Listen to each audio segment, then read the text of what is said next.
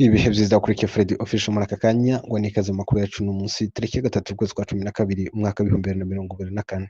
Dore zimwe mu nkuru tugiye kubagezaho kuri uyu wa kabiri. Imirwano yongeye gukomeza hagati ya M23 n'ingabo za Repubulika ya Demokarasi ya Kongo FARDC. Naho mu yandi makuru nuko polisi ya Kenya yasaze abahungu ifunze ikurikiranye kubasangana bimwe mu bice by'umubiri w'umuntu avuga ko ari amarozi ya satani gukora ikindi gitangaza kugira ngo yemere ko ivyo bavuga bifite ishingiro. Naho mu yandi makuru nuko Tshisekedi yongeye gushimangira gahunda yiwe yo guhindura itegeko nshinga rya Repubulika ya Demokarasi ya Kongo. Aya n'ayandi makuru menshi niyo tugiye kubagezaho, mukomeze mubane natwe.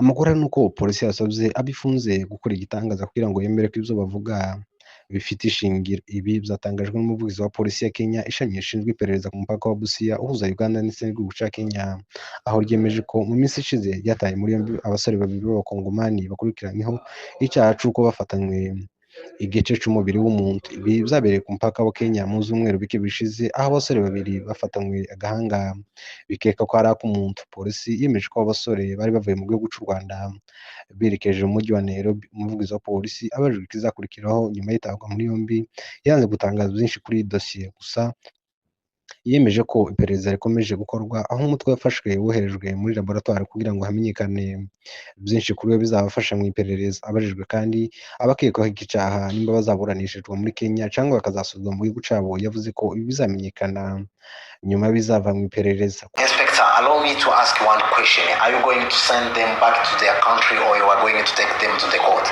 The matter is still under investigation, and we'll wish that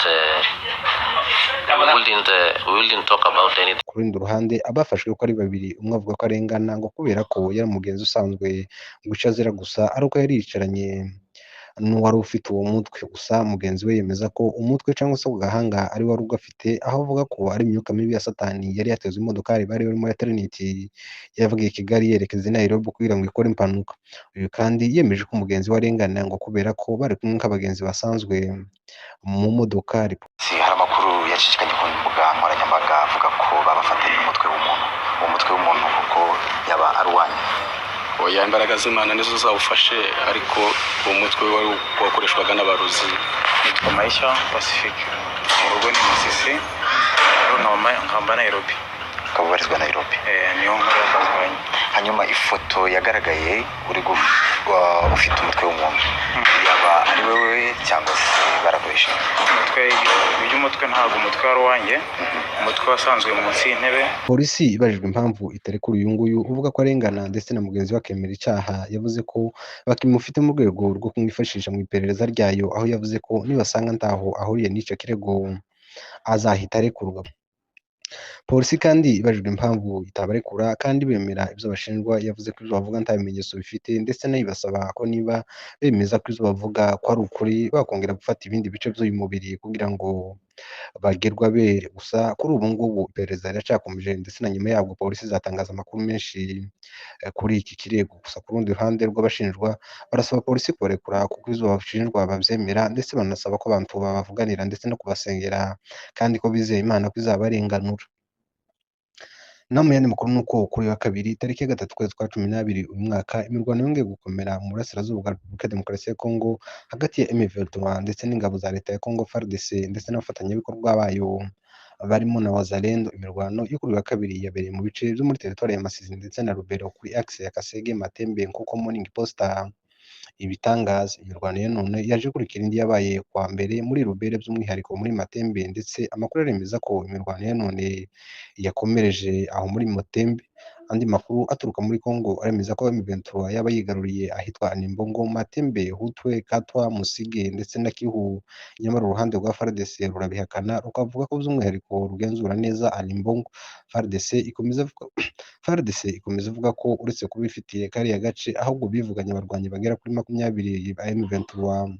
Kuri uyu wa mbere, umuvugizi wa M23 Laurent Kanyuka yavuze ko kuva saa 11 z'iki gitondo umuvugizi wa M23 Laurence Kanyuka yavuze ko kuva saa 11 z'igitondo igisirikare ca leta ndetse n'abafatanyabikorwa bayo bagavye ibitero vya rusange mu bice bituwe cane cane vyo muri Rubero ndetse n'Amatembe, Kibabi, Kinigi, Bufaransa no mu nkengero zaho, batibagiwe no gutera ibirindiro vya M23.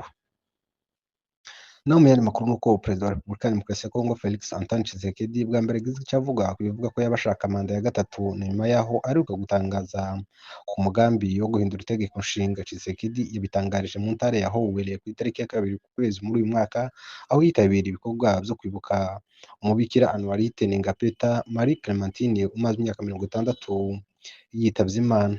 Yagarutse ku mugambi wo guhindura itegeko nshinga rya Repubulika ya Demokarasi ya Kongo aherutse gutangaza, ariko bamwe mu banyapolitike batavuga n'ubutegetsi ndetse n'abanyamadini n'amatorero bakaba bakomeje kumwamaganira kure. Yagarutse no ku kibazo byinshi byugarije igihugu ciwe mu gihe ubutegetsi bwakunze kunengwa imbaraga nke ari nazo zitera ibibazo. Perezida Felix Tshisekedi yumvikanaga mu mvugo zisa nko gutsindagiramo abantu ibitekerezo vye. Yagarutse ku mugambi wo guhindura itegeko nshinga, avuga ko bigomba gukorwa n'abanyekongo ubwabo kandi ko nabo babibona ko ari ngombwa guhindurwa. Ati n'itegeko nshinga nk'uko nabivuze ni imbuto yahingaga yabibwe n'abanyamahanga kugira ngo bitume Repubulika ya Demokarasi ya Kongo ikomeje kuja hasi. Nabivugiye ikisangani kandi ntabwo ndabigira igitekerezo kinyuranye navyo. Yavuze ko igihe ibitekerezo vyo gushira muri iri tegeko nshinga bizaba bimaze kwegeranwa, bizagaragarizwa abaturage kugira ngo nabo babisesengure. Ibi kandi akaba arizo abasesenguzi ndetse n'abatavuga rumwe n'ubutegetsi bwa Perezida Felix Tshisekedi bakomeje kurwanya, aho uwo mugambi bawubona nk'iturufu y'umukuru w'igihugu kugira ngo izamufashe kugera ku vyifuzo vye. Nyamara ubutegetsi bwe bwararanzwe no guhuzagurika vya hato na hato. Naho mu yandi makuru nuko Perezida wa Leta Zunze Ubumwe za Amerika Joe Biden yakiriwe na mugenzi we wa Angola mu biro vye bagirana inama ndetse n'intumwa bayoboye. Biteganyijwe ko Biden azaja mu mujyi wa Lobito uri ku cambu, aho azaba areba ibijanye n'ishoramari rya Amerika muri iki gihugu. Kuri iki cambu hari imishinga minini y'ibikorwa remezo vyatewe inkunga n'ibihugu birimo Amerika ubu ndetse n'ubumwe bw'Uburayi.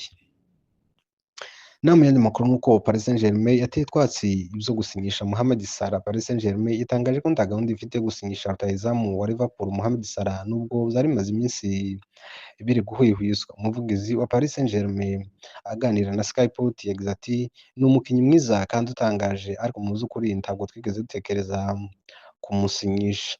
Turabizi ko buri kipe yifuza kugira umukinyi wo ku rwego rwo hejuru nka Salah, ariko ibi ni ibihuha kuri twe, ntabwo ari ukuri. Ni mu gihe amakipe akomeje guhanga amaso uyu mugabo ukomoka mu Misiri, cane ko n'amasezerano mu ikipe ya Liverpool arimo kugana ku musozo.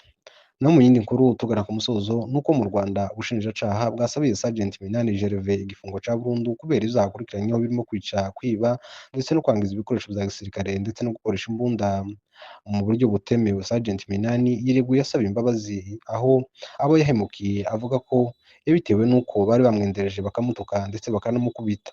Umuburanira mu mategeko yiguye mu rubanza nyuma y'uko avuga ko umukiriya we afite uburwayi bwo mu mutwe, ariko urukiko ruvuga ko raporo ya muganga itabigaragaza. Umwanzuro w'urubanza uzasomwa ku itariki ya 9 ukwezi kwa 12 muri uyu mwaka. Aya ni amakuru twari twabateguriye, mwakoze gufata umwanya wanyu mukadukurikira ibiganiro vyacu. Nakagaruka, ciao ciao.